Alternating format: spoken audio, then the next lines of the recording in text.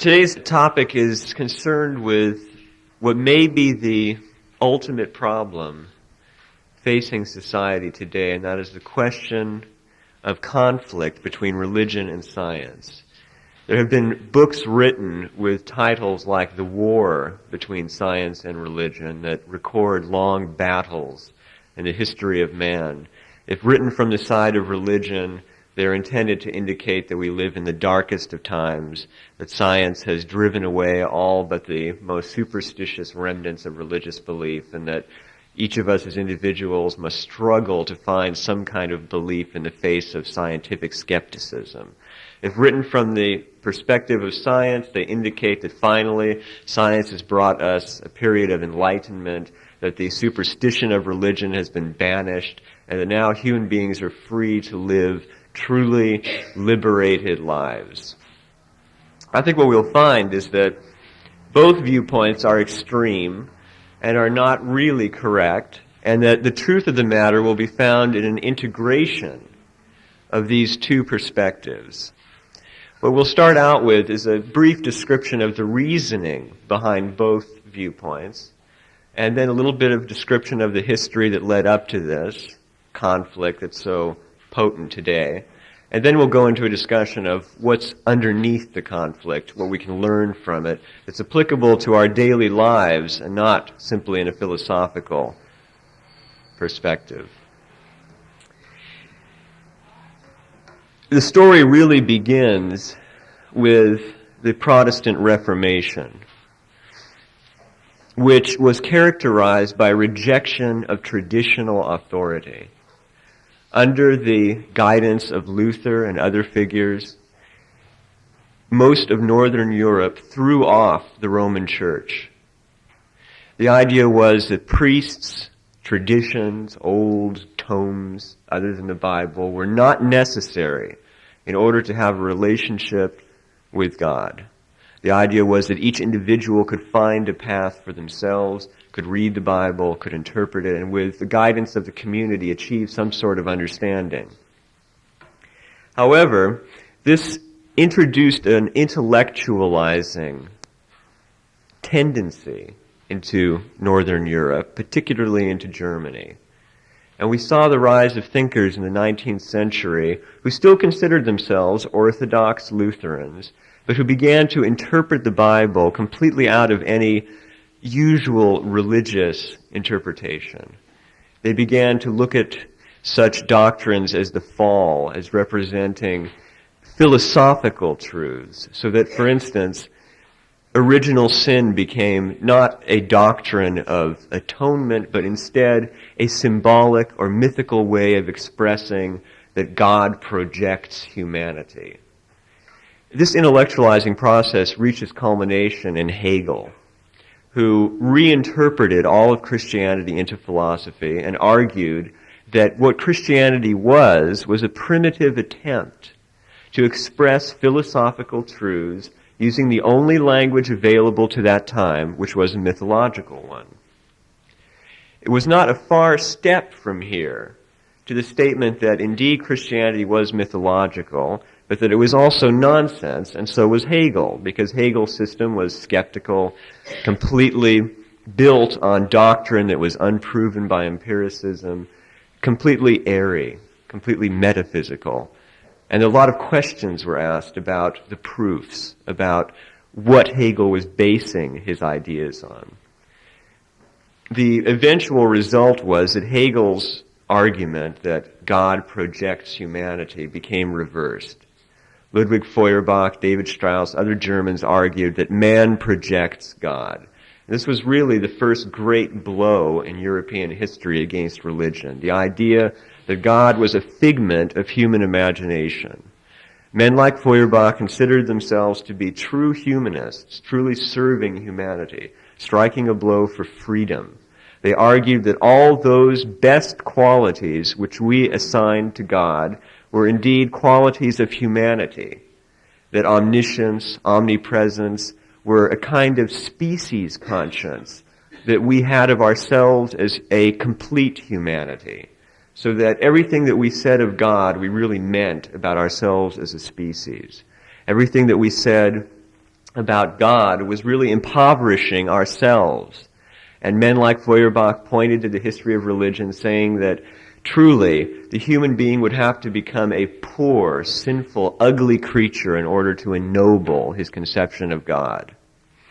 This, of course, culminated in Karl Marx's materialism, in which religion was finally dismissed as the opiate of the masses, being an economic tool used by the dominating class to keep the dominated happy and satisfied.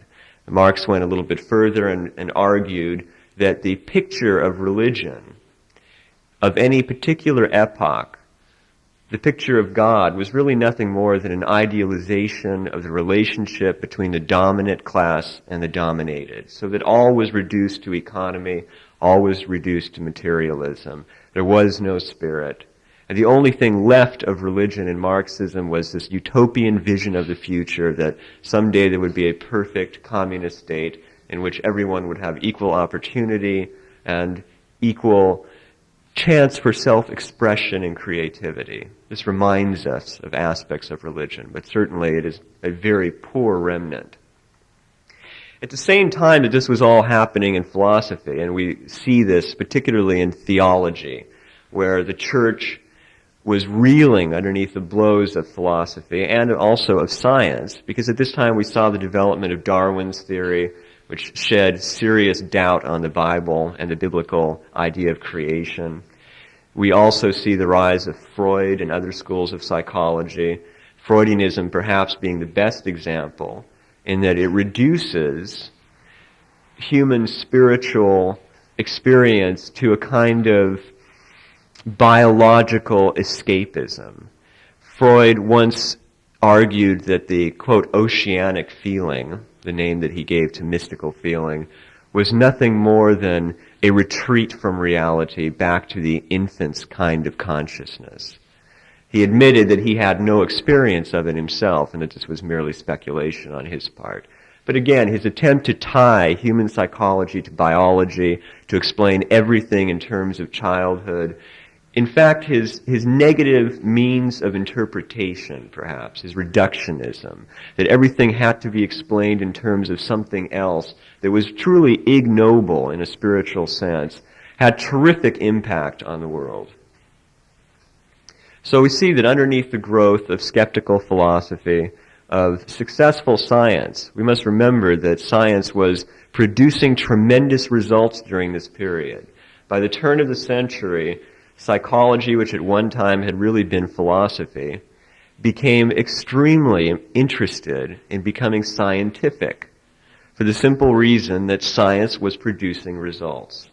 Physics was producing results. Astronomy was making all sorts of discoveries. And the scientific method, which we'll talk about in a moment, was seen to be a kind of perfect instrument by which any knowledge any human being might want could be derived. And of course, the other side of that was that any knowledge that could not be derived by scientific method was immediately suspect.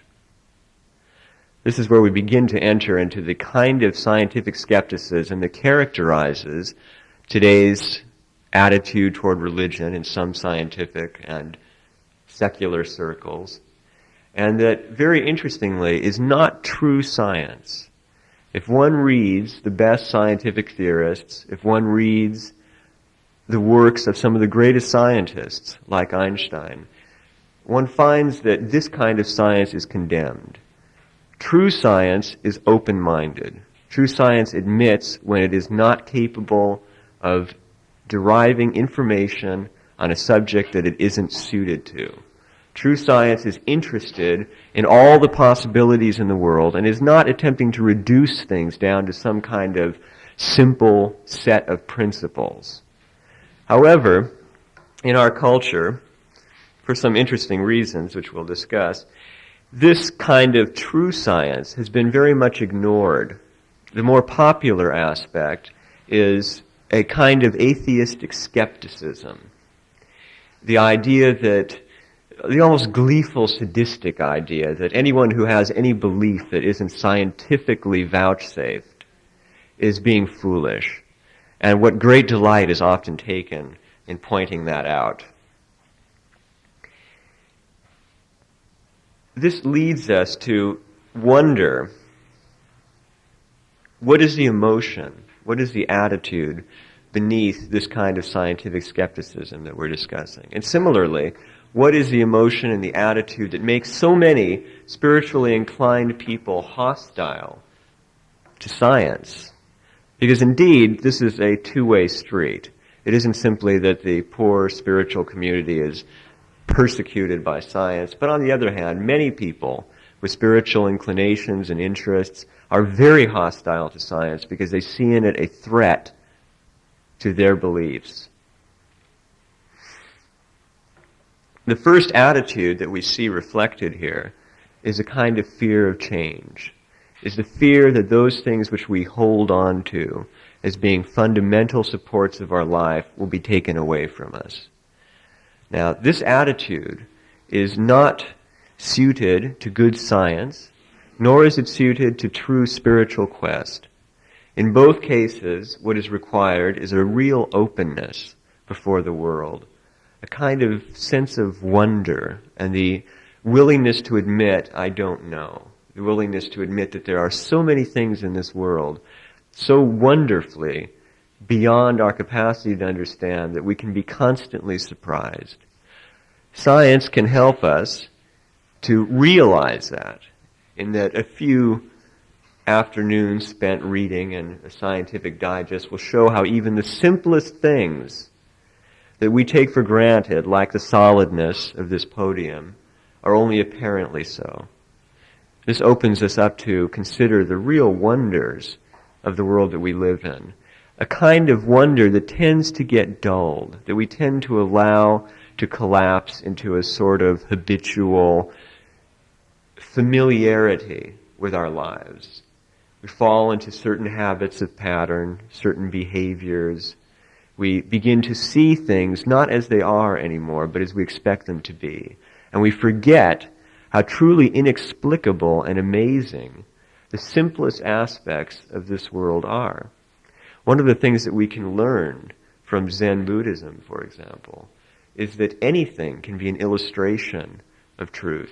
That at any moment there is around us such a wealth of potential instruction, so many sources of amazement, so many things that really beg us to stand amazed before the universe.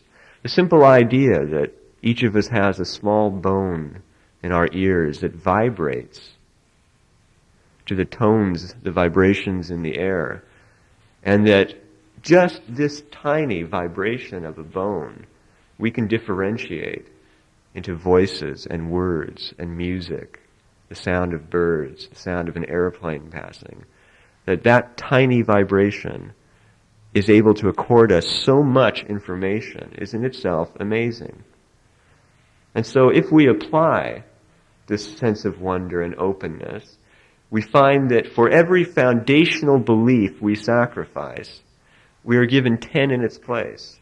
The wonder, the satisfaction, and the sense of security that we derive when we begin to accept that we are secure in this place of change.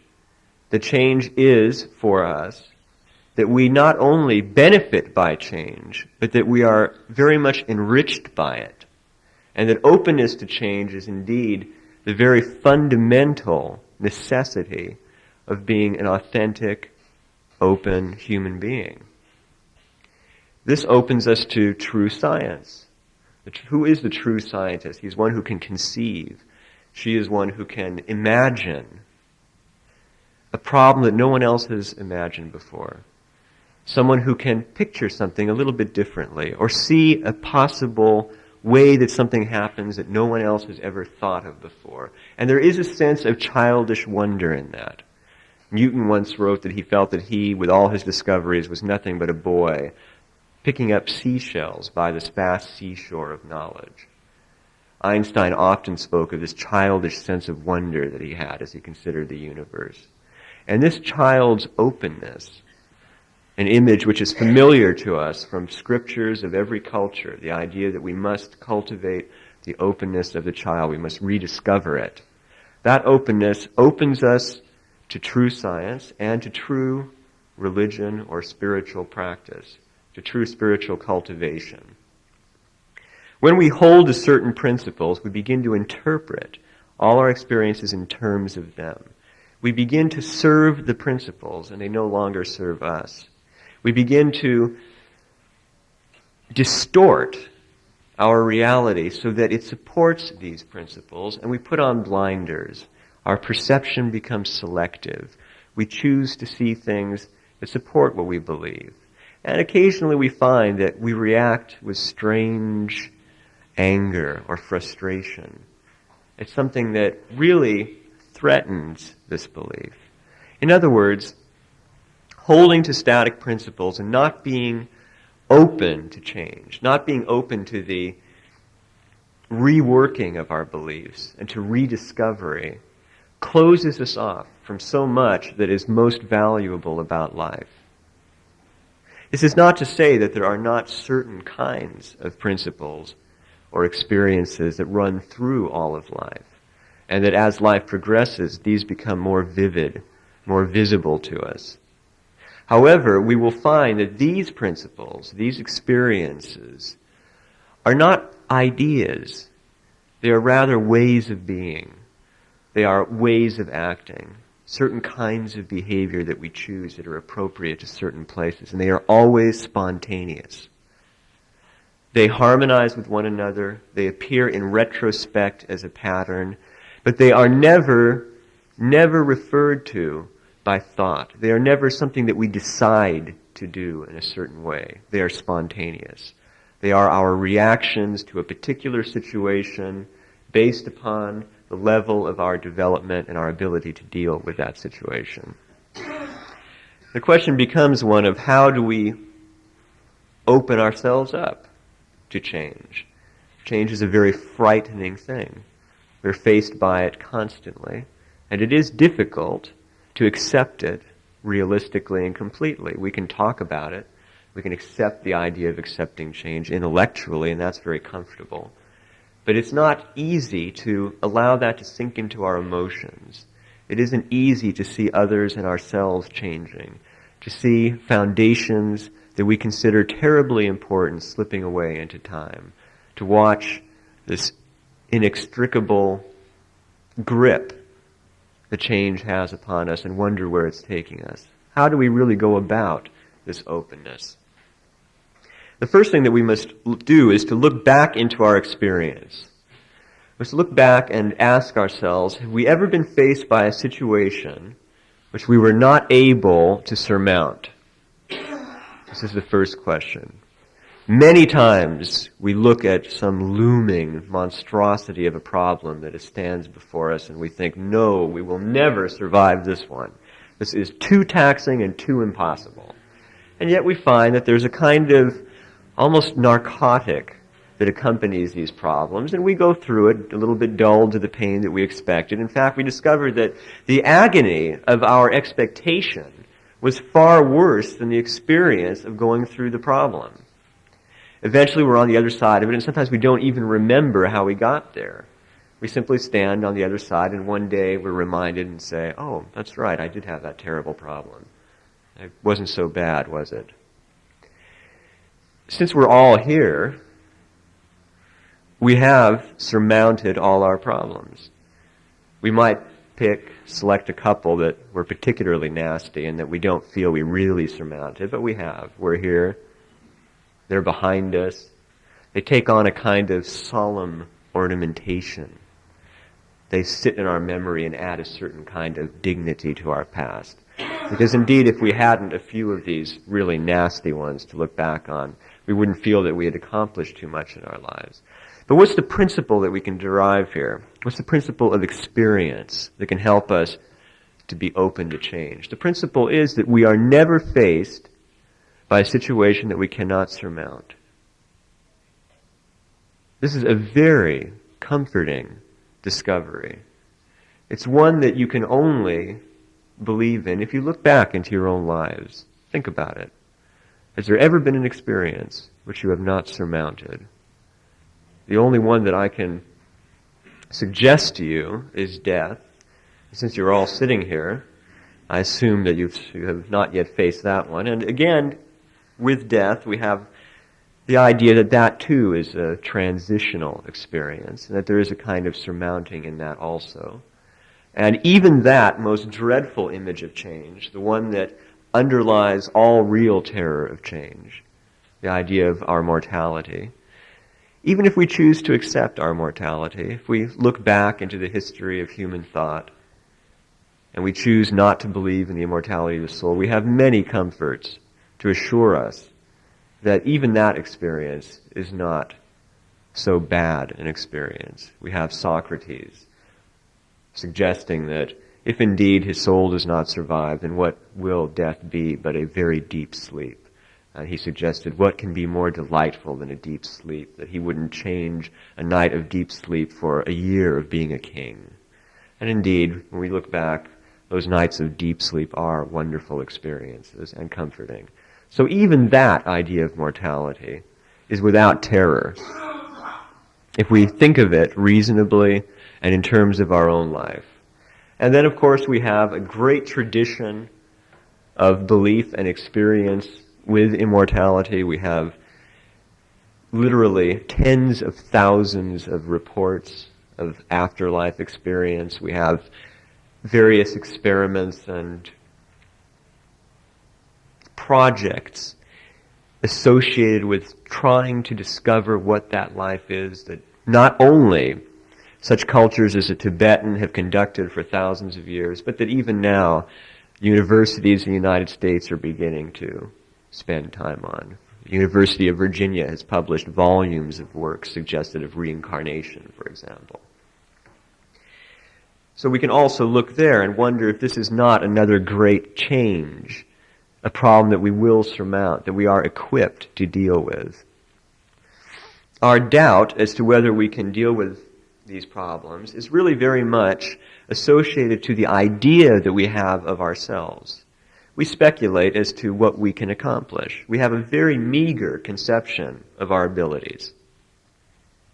We embellish the problem with all sorts of magnificent, terrible details, and forget of the tremendous fertility, the amazing kind of mental creativity that we have just applied in creating this gigantic problem, in making it out into a great big monster, because indeed, we are the ones who embroider it with this special kind of personality. We are the ones who blow it out of proportion, who choose certain details of it and make those particularly terrifying. The problem, we will find, is really one of steps, is really one that time itself solves if we permit it. We simply move through the situation, we do what is best at each stage of it, and then we are through the problem. So what I suggest is that the very monstrosity of the situation looming before us, perhaps fear of change, is in itself a creation of our own minds and is an indication of just how fertile and just how capable our minds are. We very seldomly use the kind of potential that we have. We're sometimes amazed in our lives when we do something that seemed far beyond our capacity. We hear stories about physical examples of that kind of experience. The mother who lifts a car to save her child. But there are also mental and emotional experiences like that. Often these are termed spiritual experiences, where there is a sense of exaltation or of courage, or an action is taken that one never believed they would be capable of, and is done with a profound excellence. All of us have these experiences in our backgrounds, in our pasts. And these experiences are not freaks. They are not accidents of our conduct, but are rather indexes of what we are really capable of the level at which we can function. We allow our conception of ourselves to block that level of function. Now, it seems that we've gotten a little bit off subject, but we haven't. Now, if we go back for a moment and we consider this war, this apparent conflict between science and religion, and we consider for a moment that what we really know about the world is very limited, and that we have a conception of the world that we can choose to save as static. We can have a picture of the world that we pick up when we're 10, or we can pick up when we're in college, or we can pick up when we're a scientist and we're 40 or 50 years old. And we can hold to that conception. However, the world continues to change. The world also continues to be this wonderful matrix, this tremendous continuum of change, which we only can perceive through the limited senses that we can bring to bear upon it. We know that even animals can perceive aspects of the world that we cannot, that they perceive, for instance, ranges of light that we do not. So then the question becomes, do we become despondent over our limitation, or do we learn enough from it to be satisfied because, in truth, even one of our senses is sufficient to exhaust a lifetime of research and wonder and can provide us sufficient information for any sort of necessity. With 5 senses, we have an infinitude of possibility before us. So do we become despondent because we can't see these other realms, or do we instead take a lesson from the fact that we cannot? Do we say to ourselves, there may be things in the world I do not know of. It may be that this religion or that science, when they say this word that seems nonsense to me, speak truth. At least I can suspend judgment because I have no right to judge. If I am a scientist, I have no right to reduce the mystic's experience to some sort of biological quirk because I don't know. I have not had that experience. I can suspend judgment. And again, if I am a mystic and I do not wish to accept the scientist's perspective of the world, again, I do not know whether he is right, whether I am right. I must have the charity to accept his viewpoint and mine. Why this conflict then? Is it a conflict of truths, a conflict of wisdom? Is it that we are truly battling for the freedom of the human soul here? Will it be forever enslaved by scientific materialism or by religious superstition? Is this what really is happening? Or is what we're seeing a kind of cantankerous, argumentative clash of attitudes? Are we really seeing individuals who simply wish to argue about these matters, who haven't sufficient charity or openness of mind to rest content that they have their beliefs and experiences and others have theirs? What in fact is this tremendous desire to convert others, to disprove the beliefs of others? What is really accomplished by that? And how many who are involved in this in a reasonable moment will admit that in fact argument and reason never convince belief?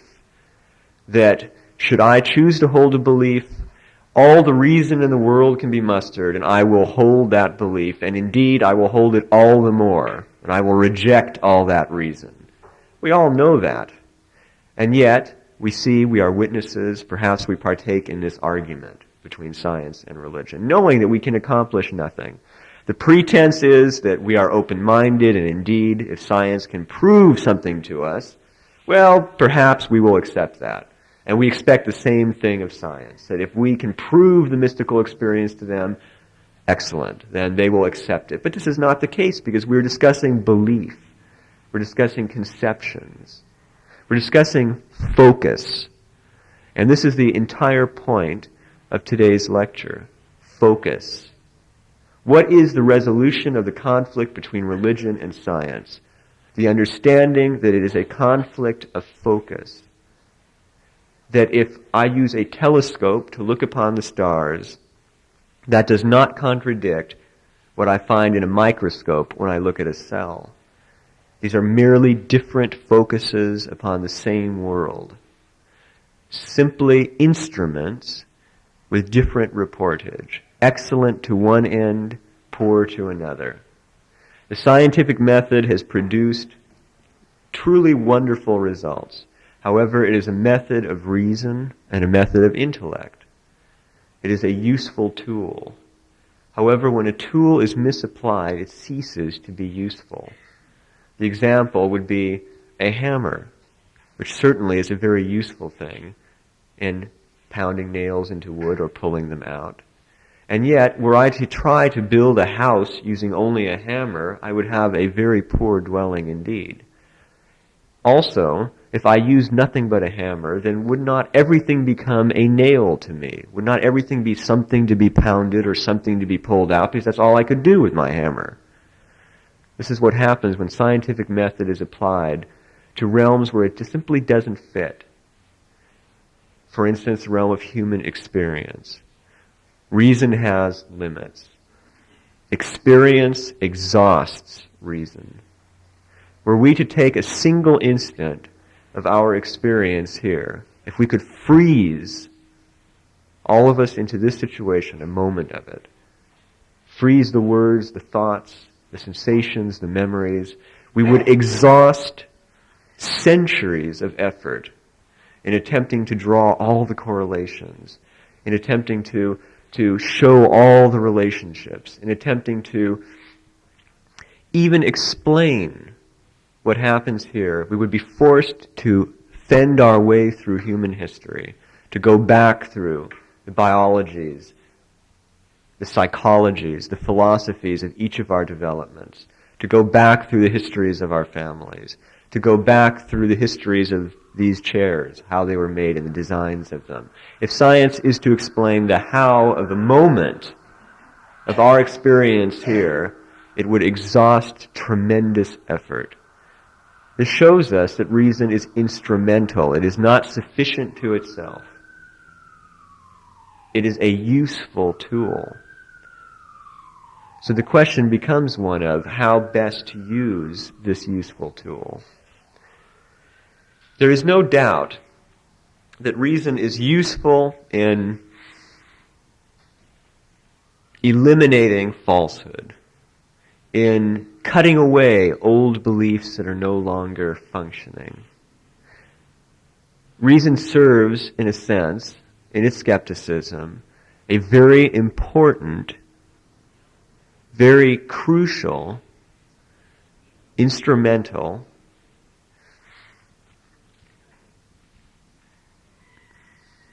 function of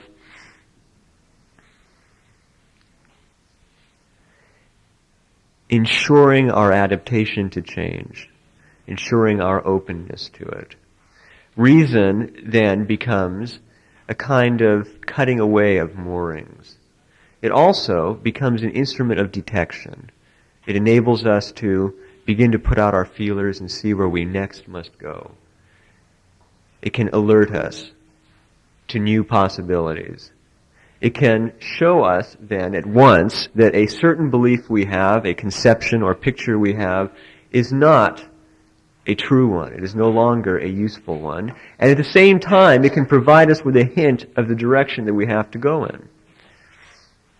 Here again we address openness to change and the idea that when we give up one of these useless fragments, these old relics of another time, one of our old beliefs that now only serves to impede our ability to function, that there is, in the very giving up of it, something new given.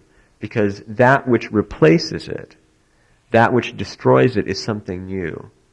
It is not a void. It is not that we give up a belief and there is nothing. There is something, some instrumental new discovery that has forced us or convinced us to give up this old belief.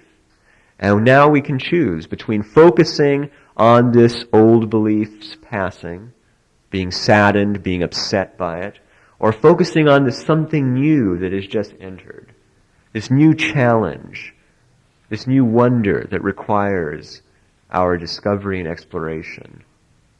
So we again have a question of focus. Which way do we wish to turn? Do we look to the future and to what opens up to us, Or do we look to the past and to what slips away from us? This will have a very fundamental effect on our characters. Will we become depressed people, terribly concerned with the past, with what has gone from us, terribly concerned with the process of change and its negative aspects? Or will we become persons who look toward the future with hope and excitement, who accept what comes, who accept even apparently negative change because it opens up new ways of experiencing reality. It opens up new possibilities of experience.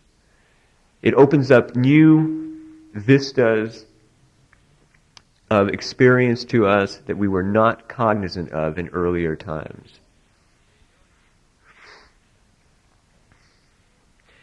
This means that we need to examine these two conflicting fields for what they can provide us in our own growth. It is not fertile for us to seek an absolute response from one or the other, to commit one way or the other, to say, at this point, at this time, this statement of this person is sufficient to me and I will cling to it for my life. Rather, we need to look at both fields. We need to see what each offers, and we need to allow that process of change to occur. When we feel anxious, we need to recognize that this is a change coming to surface, that we have contacted something startling, something that we had not expected, and that there is goodness in that startled reaction also, because there is life in it. It is an opening up, a channeling of an energy. We have found something that offers us a new vision. So we need to search through these different modes, these different focuses. We need to allow them to affect us. Because in fact, all of these various perspectives, all of these various assertions about the world and about its nature are human. And each of them represents an aspect of our own minds, of our own selves. We can so readily accept and believe in them because we ourselves might have invented them, might have discovered them. And they are, in the end, all, again, human approximations. They are all human attempts. And indeed, they are instrumental. For us to believe that we have our absolute answer now is an arrogant and truly insufficient belief. Rather, we should have belief in our openness to experience. In other words, that we can arrive at that belief, or that the process of arriving at that belief is an infinite kind of growth and progression. When we involve ourselves in arguments about the truth or science or religion, the truth of reason or emotion or spirit, when we argue about these things, we are now in the world of conceptualization, a static world, an unnecessary kind of activity. When we point to science and we say it is successful, what do we mean? We mean that it has provided all sorts of practical results, that we can actually see with our eyes what science has produced. This is what impresses us about it.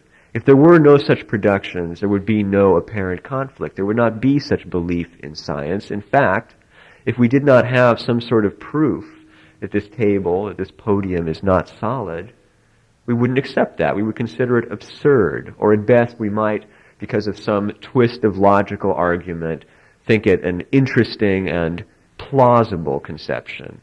But we have some kind of proof. We can turn to a microscope, we can turn to various kinds of scientific reportage and be given a convincing proof.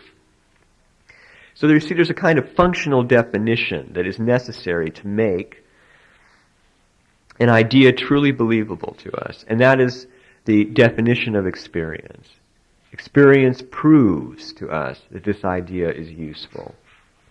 Now, what do we learn then if we do perhaps sit down with a friend or an enemy and argue out our positions and argue with our intellects against our emotions and get ourselves involved in this flurry of theories and and assumptions. The experience tells us one thing, that it's unproductive, that we're accomplishing nothing, that we're irritating ourselves. Perhaps an open-hearted discussion, one of real exploration of ideas, would be functional. Perhaps there would be positive change as a result of it. Perhaps we would learn something. But once we're involved in the debate, once we fight, we will learn nothing and we will teach nothing, because we are now reduced down to a very fundamental level of attack and defense. We do not wish to be open, because if we are open, we are attacked.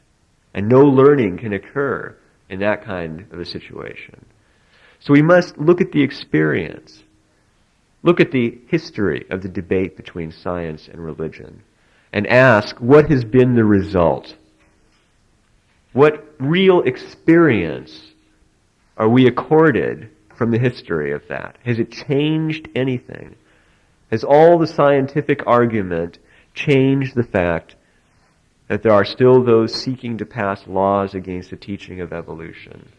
Has all the religious argument stopped science from being atheistic and materialistic? There has been no change. We hold to our beliefs. By looking at these various focuses in terms of what they provide us experientially, we are now given a whole new approach to our lives. We can judge each thing as it comes in terms of the experience we have of it. Is it something that closes us further or something that opens us further? And what is the benefit of the openness? Do we prefer to be dilated and closed? Is this the way that we are most able to deal with the necessities of life? Is this the way that we are happiest? Or do we prefer to be open? And do we find that in those times when we are most open, least contracted, that in those times truly we are happy? Truly we are able to deal with what is required from us. And we can now turn to the experiences of myriad human beings who tell us that as artists, as scientists, as mystics, that it's those feelings of openness, when there's almost no self-consciousness left, that something really wonderful happens, that the great work of art or the scientific discovery or the experience of mystical union takes place. The times when we truly feel secure in the arms of this changing universe, knowing that there is no harm to us in the change, that no problem is given us which we are not sufficient to solving. Those times of true openness are when the greatest works of humanity, the greatest experiences and discoveries occur. Never in those terrible, constricted times when the world closes in upon us and we withdraw into a shell of our own conceptions in a frantic attempt to fend off reality and change. And we might ask ourselves why our culture at this time is so concerned with this conflict. Certainly nothing that has been said today is terribly unusual or impossible, and it's merely the kind of common sense that all of us have and that all of us have thought about now and again. So why do we find this kind of attack happening? Why do we find that 100 scientists sign a paper against astrology and then astrologers attack science? Why do we find that this still goes on? What is this desire? Except, again, the desire to avoid change. Except now on a cultural level, on a social level. We are in difficult times. And in difficult times, we like to cling to certainties. And things which threaten our certainty, we wish to attack and eliminate. Then we can feel safer. Then we can feel that indeed our lives are based on a foundation of principles that will not change, that are true. So in fact, the apparently open-minded mystic or scientist who is attacking the other's perspective out of a very humane sense of freeing us all from our ignorance is demonstrating this desire for security, a desire to chase the enemy off the battlefield. When one really thinks of it, the kind of richness and variety which all these various perspectives provide is very special and adds a great deal to life. Were we to reduce all life to a single set of principles, to a single philosophy or way of seeing, and eliminate all others from the world, how poor a place would the world seem to be? Those who live completely addicted to the principles of a Freud, or, for that matter, the principles of a certain religion, live in a much less rich and open world than others. The key to the matter is to be able to believe in the principles of Freud or of a particular religion, but also to accept the possibility of all the others, to allow them to exist, not to negate them by labeling them as false. We mistake their existence with their harmfulness. We do not understand that once we distance ourselves from them, once we can regard them coolly, once we can engage in a dialogue with them and not be dominated by them, they are no longer harmful. They are no longer dangerous to us. If we are afraid of others, if we have had perhaps a bad experience with a certain form of belief and wish to help others avoid that experience, we must realize that really we must allow others to make their mistakes themselves, that their experience is also important, and that if we can provide some sort of guidance, the situation arises, and a few words suffice. Because what is necessary, again, is the openness of the other individual, is the question. If they come to you and they ask, you had an experience in this belief, I'm attracted to it, what do you think? Good. Then you may speak and have effect. But if you go to them and argue and berate, criticize the belief, there is no effect. They need the experience. And they, just as you, will survive it. And in that experience of survival will be such greater wealth than what might have resulted from mere avoidance. I promised that the second half of the lecture would take the conflict we've been talking about and apply it to a much more practical basis, to our own lives, what we can learn about ourselves from this conflict. And I want to begin by telling a brief story, because I want to talk to you about interpretations. And the story is Arabic. It's about a mystic and a scholar who are walking down the street in their town and run into another mystic. Of course, mystics have ways of communicating that don't require words. And the stranger, the mystic, points up at the sky. The mystic who lives in the town recognizes that what's being said is that there is only one truth and it covers all. However, the scholar thinks, this is certainly a strange gesture. This must be a madman. The mystic who lives in the town, in response, reaches into his bag and he pulls out a rope. And what he is saying is that is true. There is only one truth and it covers all. And yet, humanity attempts to reach that truth by so ridiculous a method as attempting to reach the sky by climbing this rope. The scholar looks at the rope and thinks, excellent. The mystic has pulled out a rope to tie up this madman with in case he becomes violent. Well, the stranger looks at the rope and he laughs, understanding the message, and he walks off. The mystic smiles and walks off. And the scholar chases after him and says, "You did marvelously! You scared off the madman with that rope." Interpretations.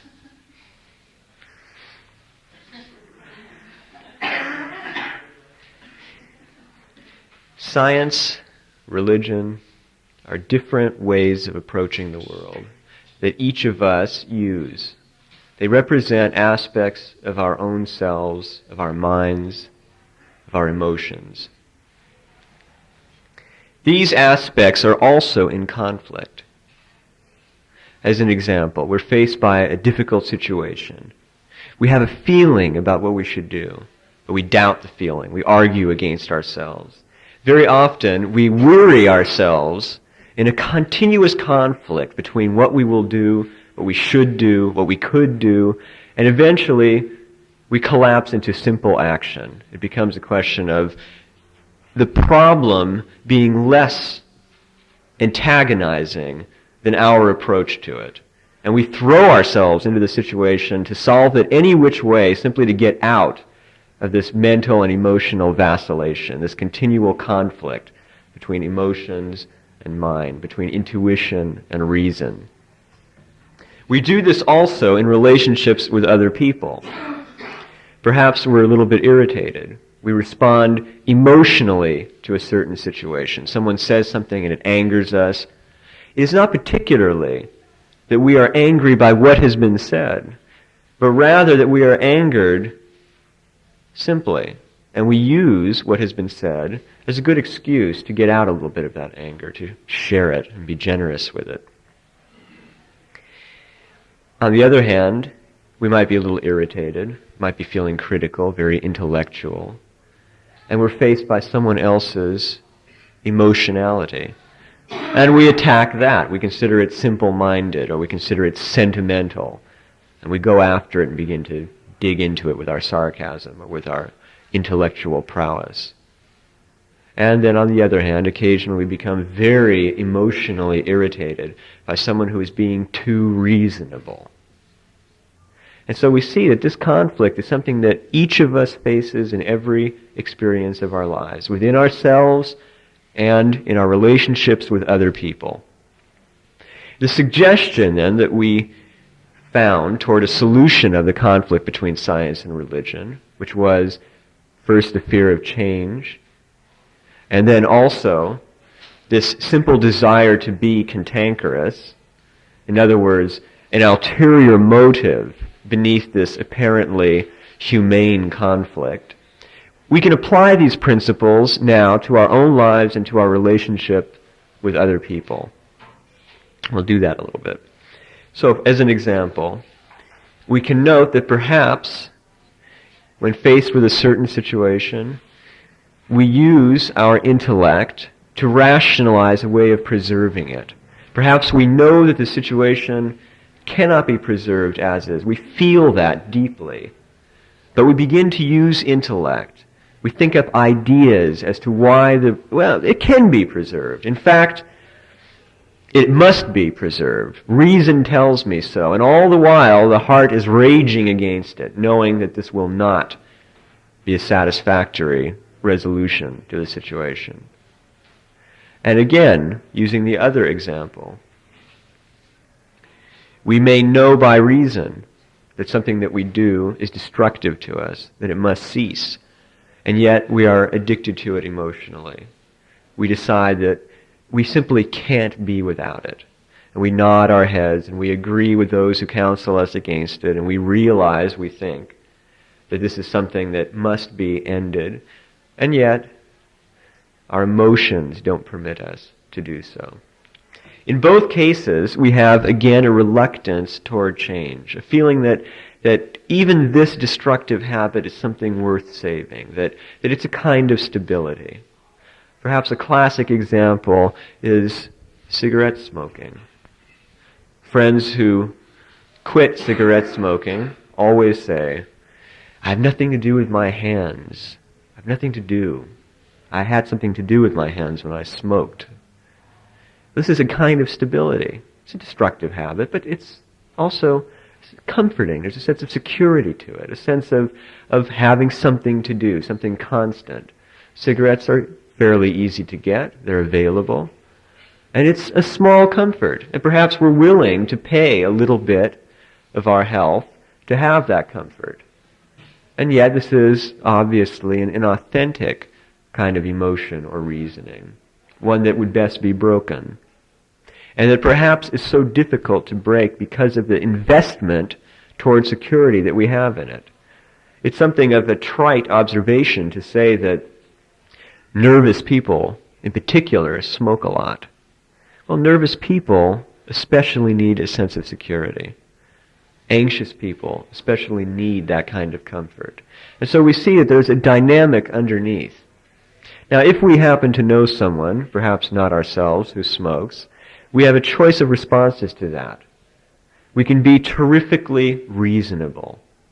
I want to stress here that smoking is not necessarily the problem. You can fill in anything you wish into the blank. We can be very reasonable and argue with them and show them reports that indicate that this habit is very destructive and dangerous. And we can give them all the reasonable support in the world. Of course, there's no effect. And we can become quite irritated with that situation. On the other hand, we can become very emotional. We can cry about it, or we can yell about it. We can feel sorry for ourselves or them or someone else about it. And also that has no effect. Because, you see, these solutions are not addressing the problem.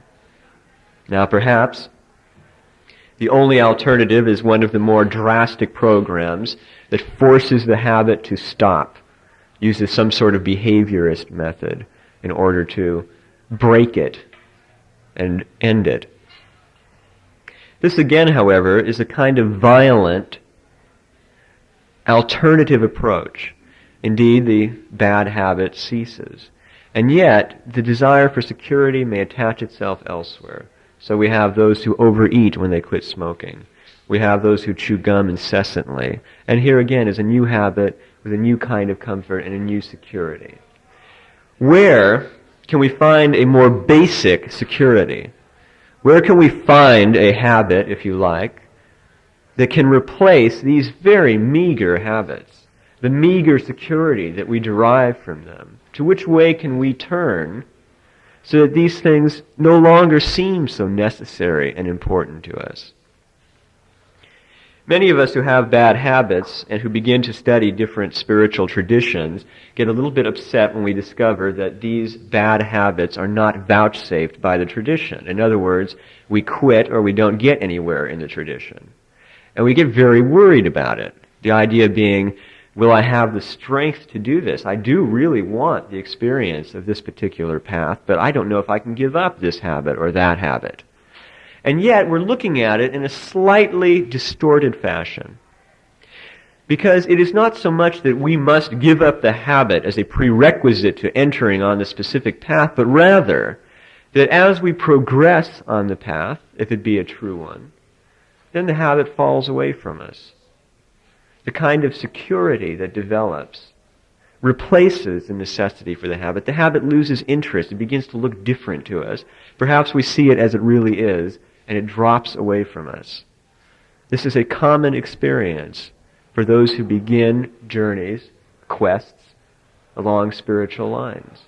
The great vexed question of celibacy in spiritual pursuit, which has provoked so much argument, is again a misunderstanding of the vital situation. The truth of the matter being that when celibacy is necessary, it becomes not only attractive, but it becomes a natural expression of that person's need at the time. If one arrives at a point of growth spiritually, when celibacy seems like the thing to do, you want to do it, you need to do it, then that is the time it is to be done. It is not to be done simply because it is some rule that must be obeyed according to some system of belief. In that case, a fundamental conflict is established between the rule and oneself. Either one comes to embody the rules, one discovers that the rules of an order are good because true, and thus one arrives at them by experience, or one becomes a creature of the rule, ruled by it. One becomes legalist and loses the spirit of the law in the letter. In our daily lives, we are bombarded by experience. We hear, we see, we touch. Continually, things fall upon us. we can learn at least this from psychology, that we are not truly conscious of all the influences that come to us. We do not know what effect our diet may be having on us. We don't know what a certain sound may trigger to us. We may be completely unconscious of that. And suddenly we are irritated in a situation, and we really search for a reason for that irritation. We try to discover for ourselves some plausible cause that gives us the relief of at least knowing why we feel this way. The brunt of that cause either falls upon ourselves, in which case we risk real mental illness, when we begin to condemn ourselves for being the causes of our troubles. We chastise, criticize, attack ourselves because we feel the irritation. Or, and much more often, we turn to those who are closest to us, not only because we know them well enough to easily select a really good reason to be annoyed, but also because they are nearest in time and in place. They are available causes which we can ascribe our irritation to. And so we perhaps even set up a little situation. We walk out of a room with a little touch of irritation to our gestures, a little spark of anger in the eye. You would be surprised how quickly that is recorded by another person. You don't even have to intend it. The slightest sense of irritation carried deep inside your heart, and there carefully protected, you think, will find a means of expression. Things which must be expressed are expressed, and we do have eyes to see them. The enlightened, they are ones who know that they see them, who consciously live in that realm of greater insight, and yet we all, if unconsciously, react, so that we walk out with our gesture of irritation, and it's most graciously responded to by whoever is near us, and they become irritated, and they're not sure why either. They just simply responded to our presence. And then we've got a lovely fight going along, and we feel much better with the whole situation. Now, there are alternatives to that. One of them is to go ahead and have the fight and not get terribly serious about it. In those cases, it usually winds up turning into a good joke. And that is very useful. If the irritation must seek expression, it can be useful to express it in a climate where it's understood that it does not represent a fundamental problem in the relationship, but a simple human need to be irritated and express it. Ideally, one transcends that need. One grows spiritually beyond it. One develops an evenness that no longer requires it. But while there is a need for it, it is very useful for there to be an understanding with our favorite partner in aggression that it is not something that threatens at the base or at the root the nature of the relationship, whether it be a friendship, a marriage, a relationship in business. Very often, an apparently secure marriage or partnership suddenly is reversed when elements which were always present and which may have even been recognized suddenly come to the forefront as being bold and vivid, uncontrollable problems. Simply a question of focus. Usually, when those marriages are resolved, it does not happen because the problems have been perfectly worked out. It does not happen because the situation has been mended in a very intelligent and complete fashion. It happens because there is an agreement between the parties that those problems which became so vivid will now be restored into the background. They will not be so vivid anymore.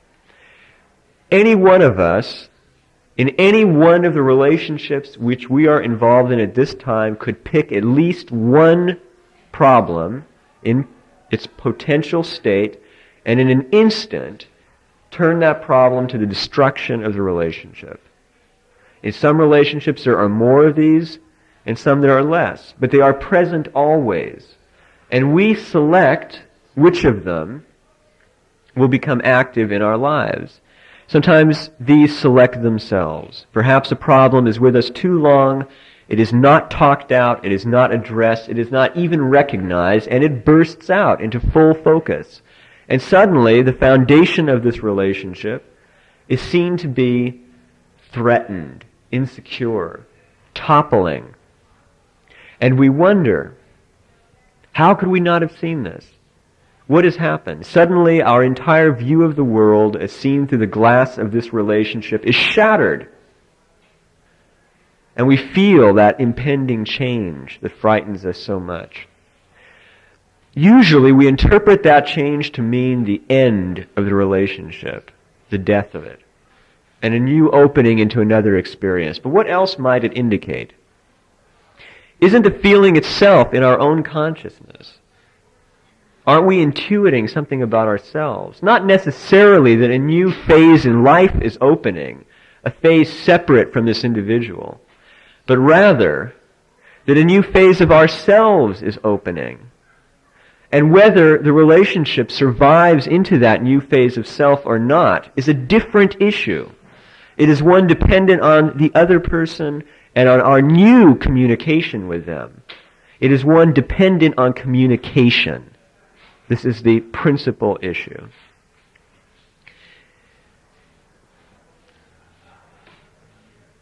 A person with self-knowledge of any sort, a little serenity, and a decent stock of experience will find that a relationship of a satisfactory sort, a communication can be established with almost anyone.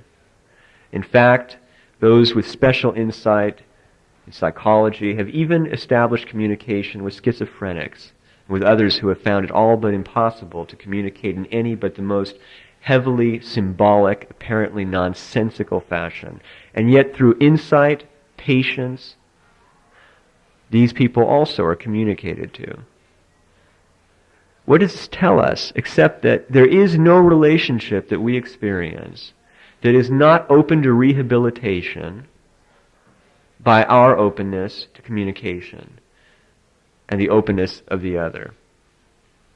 In fact, there is no relationship that we have to ourselves that is not open to communication and rehabilitation.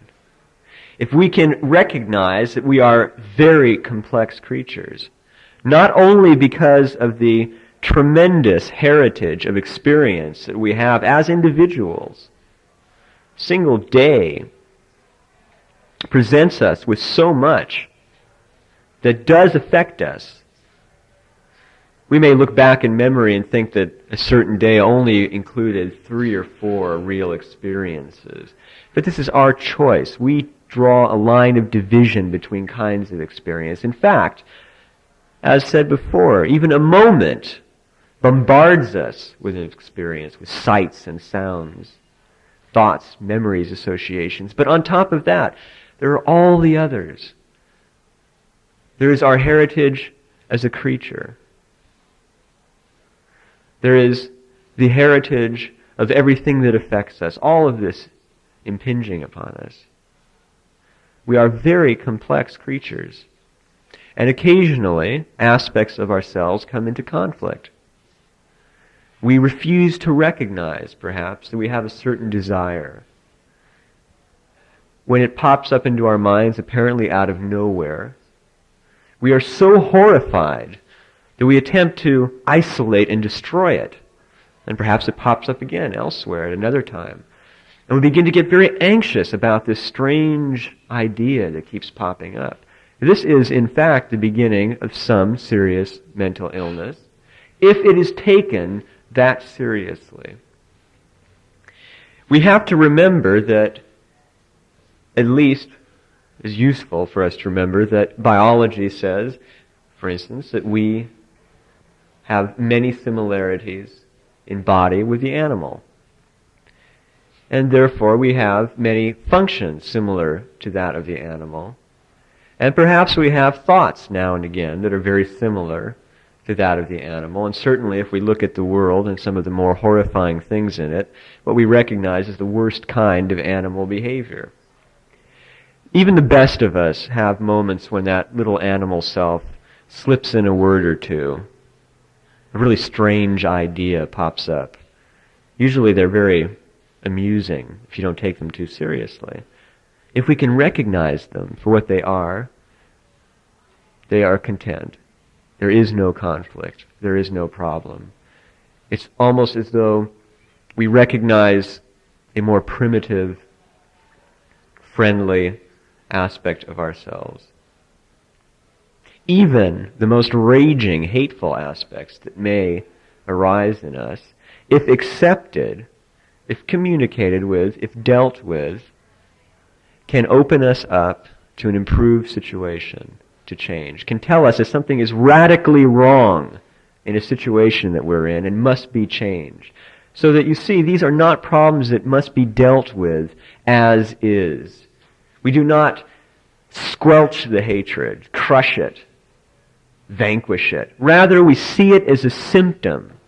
And we ask ourselves, in what way are we transgressing natural or spiritual law? Perhaps they are the same. In what way are we hurting ourselves and causing this violent reaction? If I put my hand into fire, there is pain. And if I put my soul or my mind into fire, there is pain. And I must look and see, where have I accidentally put myself into an intolerable situation, and how do I change it? And this again brings us to the question of relationships, because very often the anger we feel towards others is anger toward ourselves, toward aspects of ourselves. The scientist, to go back to our earlier analogy, who is angry at the sentimental, superstitious mystic, is angry at those sentimental, superstitious parts of himself that he doesn't want to face. And the mystic, who is angry at that rational scientist, is afraid and angry of that rational part of him or herself that threatens to bubble up and change the world. When we become angry at someone we have a relationship with, it behooves us to take a moment of silence and think if that action that we are angered at is not something we don't like about ourselves. And most of us have such a wonderful variety of things we don't like about ourselves that almost anything we get angry at we can find a correspondence for. Now, if you don't wish to accept that what you're really angry at is you, if you still wish to say, yes, well, that's true, but I still think they shouldn't have done that, at least allow yourself the charity of knowing that you share that fault. And who then are you to judge it?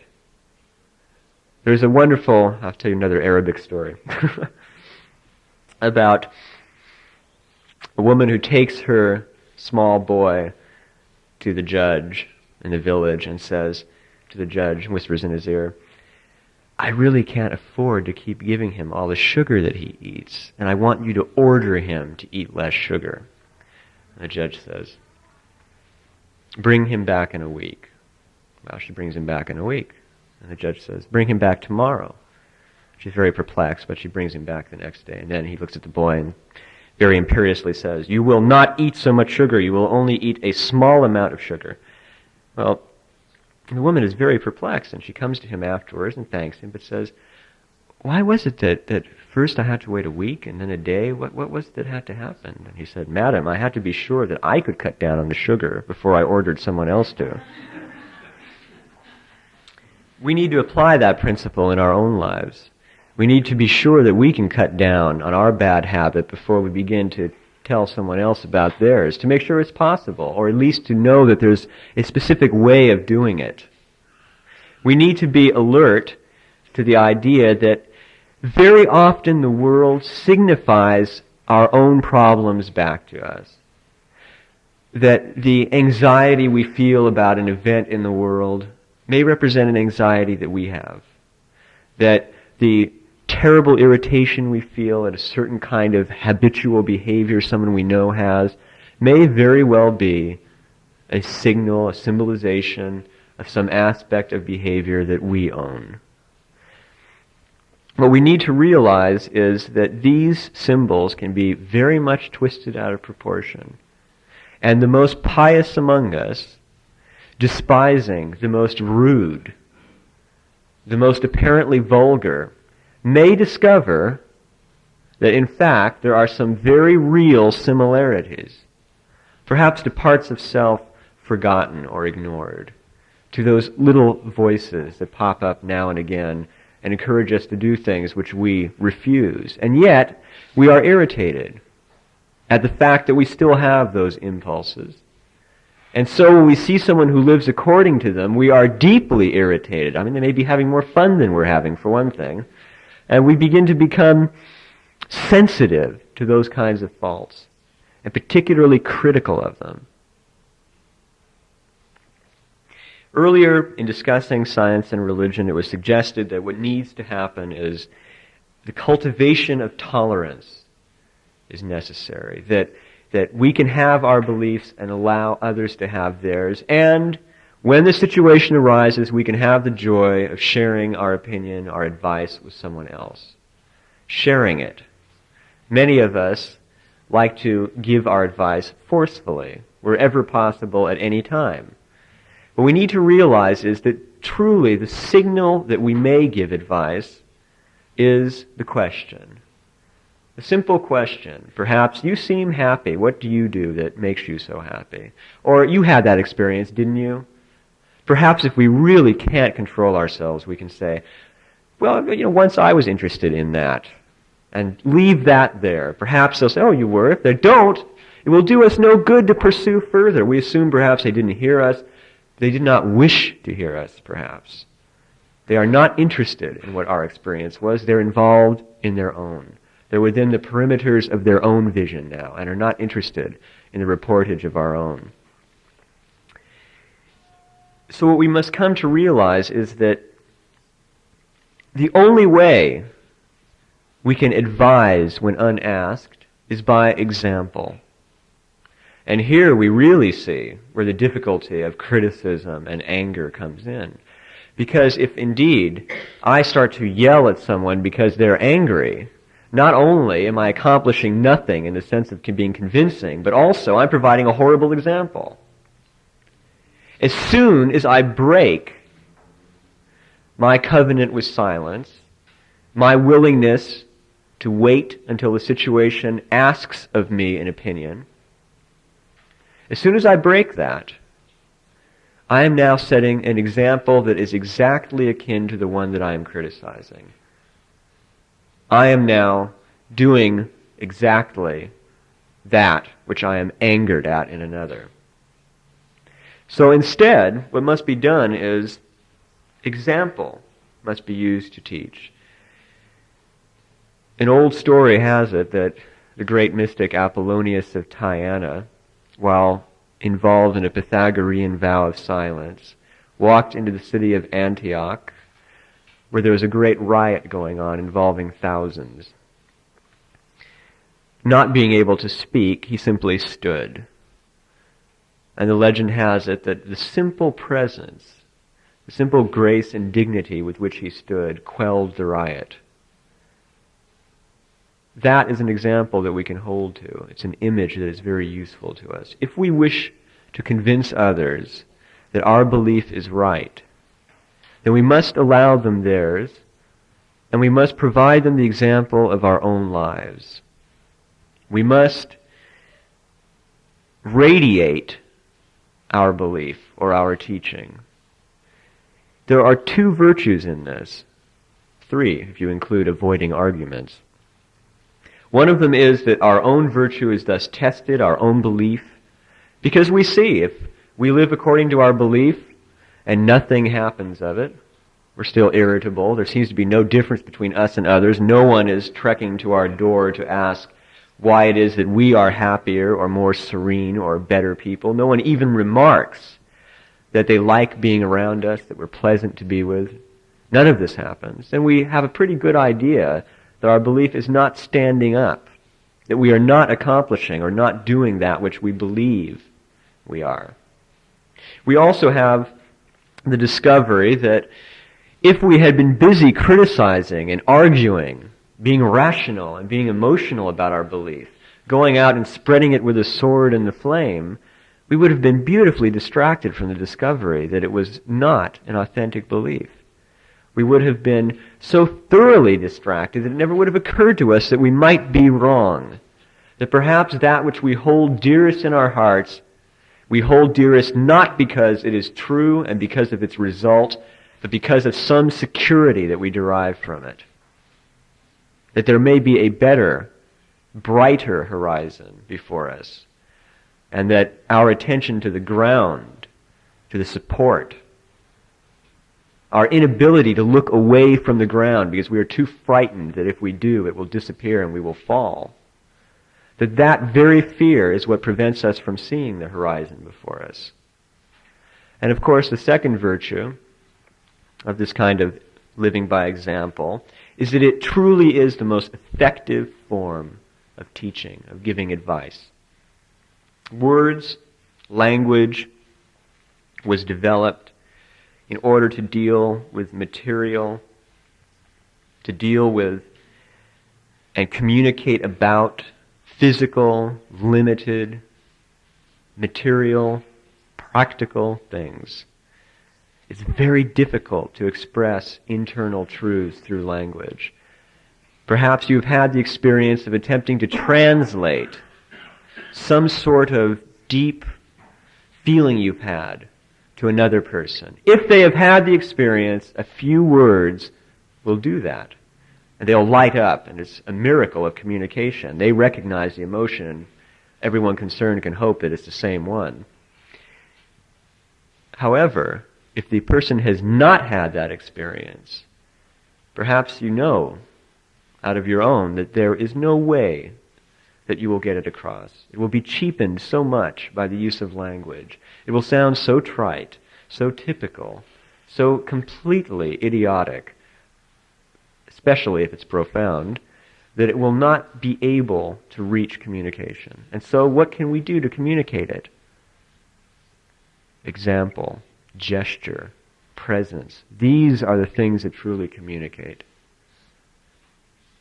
There are many words for this.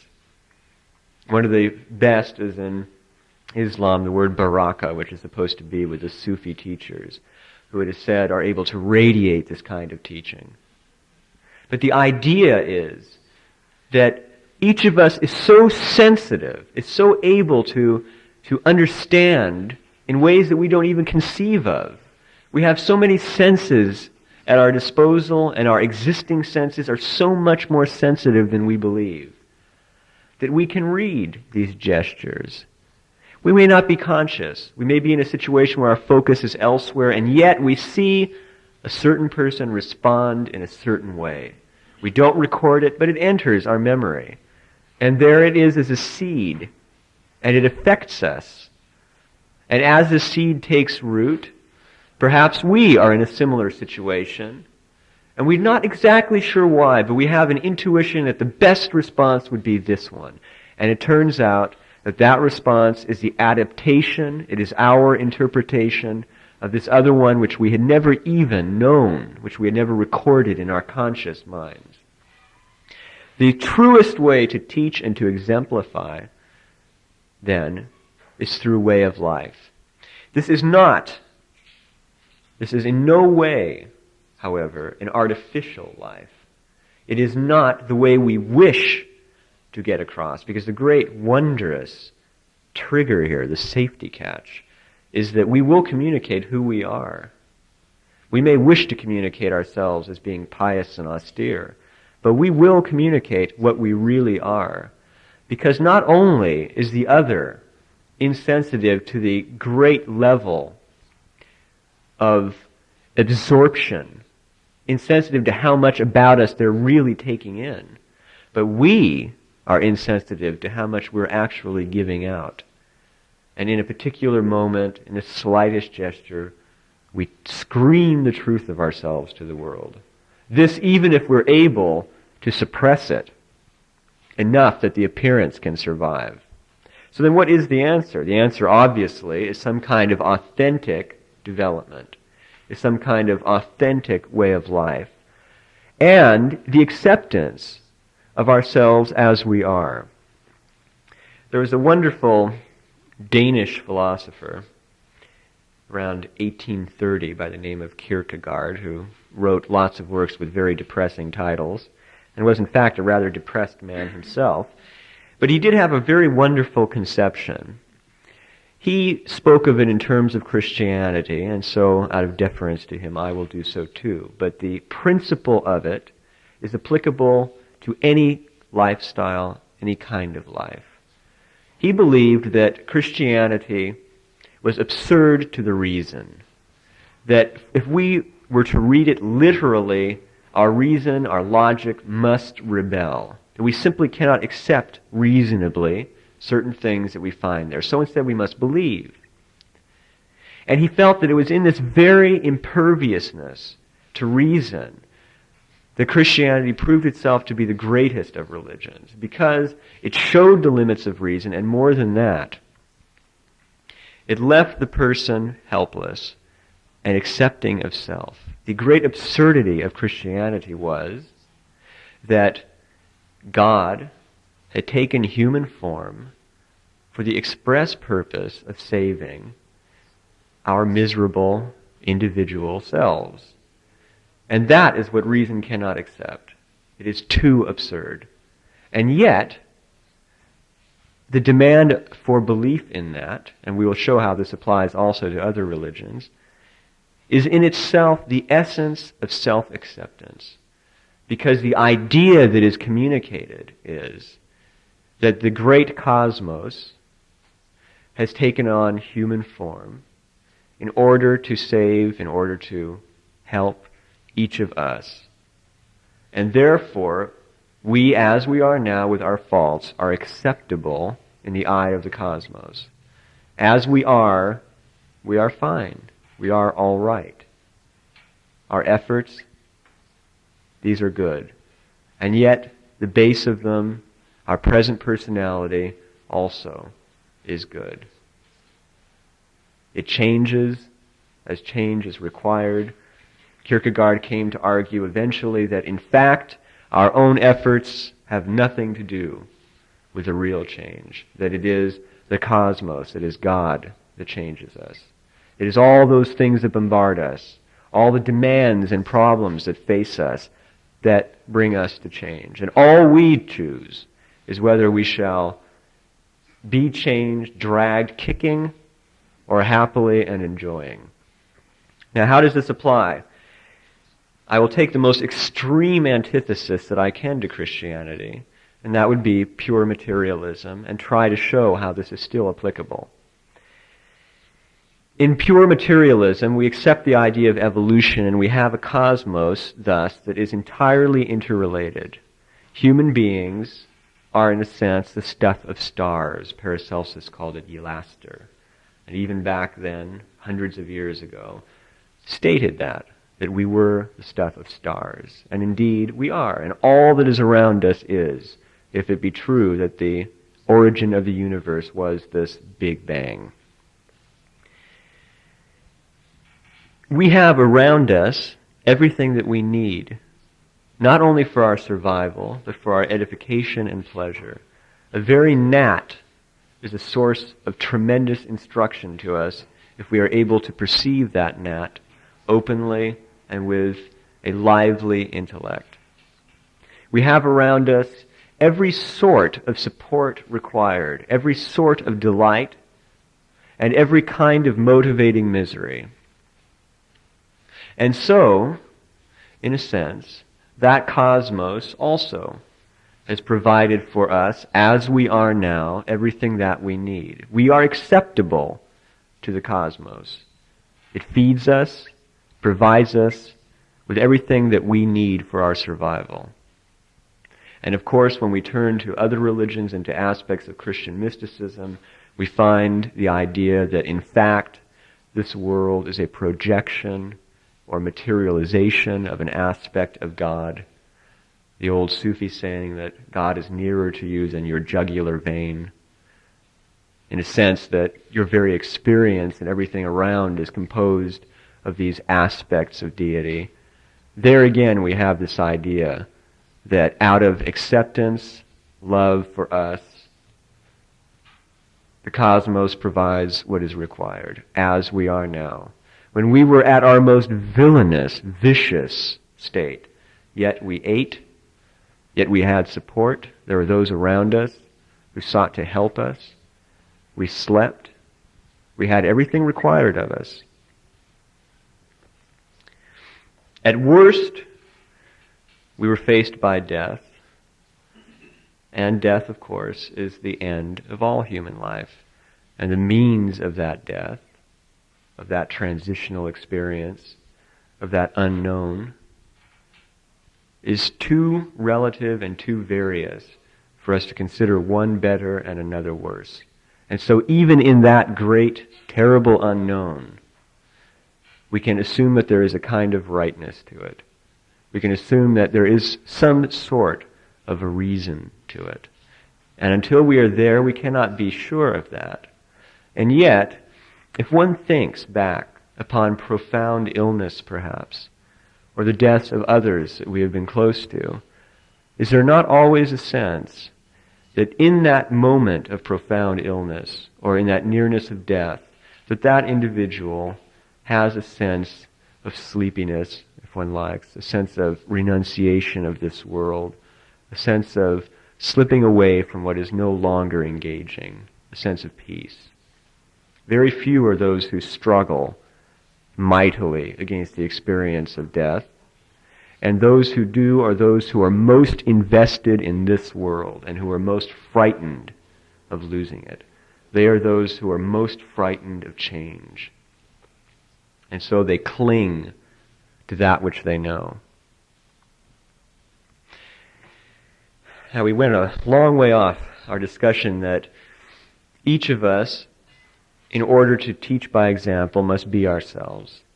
And that long detour was intended only to say one thing, that as we are all right. We are acceptable.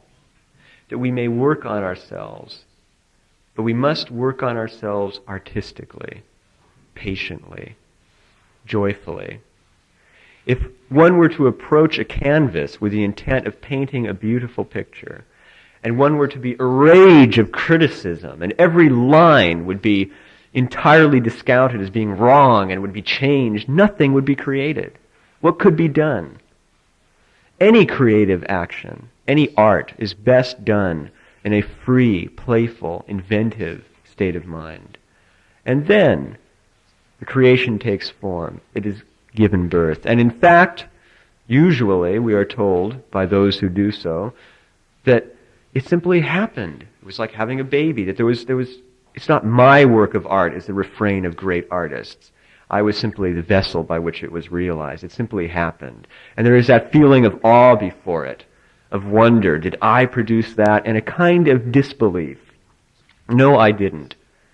And in those moments, when we claim that we did, and we attempt to bring ourselves pride because we claim that we did, we know inside ourselves that we are being dishonest. We know that in fact we are claiming something that is of the cosmos, that belongs to the world and not to us, and that we were privileged to be there at the creation of it. And that is all that we can claim. And if we are honest, we realize that the accolades of others are nothing but praise of technique, praise of our openness, that we are a sufficient channel for a beautiful expression of these things. And that we are in no way different than others, and especially blessed, somehow wroughting these tremendous creations in our minds, but rather that we, in our way of being, are more capable to express these things that all of us share. And in fact, is it not true that if these were our own creations, personal and unique, no one else would appreciate them? Their idiosyncrasy would make them completely impervious to the attention of others. The greatest masterpiece is universally appreciated. No matter the culture, no matter the level of understanding, it is a work of wonder. Because it belongs to all. Because it sings with a note that each of us responds to deeply. And so, when we are expressors of that note in any form of art, we really are nothing more but the instrument, the flute. We are an instrument of expression for a note that exists with everyone else. And certainly the maestro would be annoyed at the flute or violin that took credit for the noise that was being played from it, the music. We can accept ourselves as we are then. We can work on ourselves creatively, joyfully, inventively, perhaps most important of all, playfully. The most useful thing in life, truly, is a sense of humor. And those who can approach even the most morbid situations with humor are finding a light in the darkness that is of great healing value to them. We have even seen in recent medical experimentation in the works of men like Norman Cousins the curative powers of laughter.